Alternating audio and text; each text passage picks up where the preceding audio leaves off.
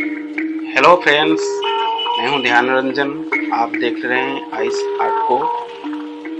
आज हम pen brush और ये स्केच पेन को लेकर बनाएंगे यू और भी लेटर से गुलाब का फूल। चलते हैं वीडियोस की ओर।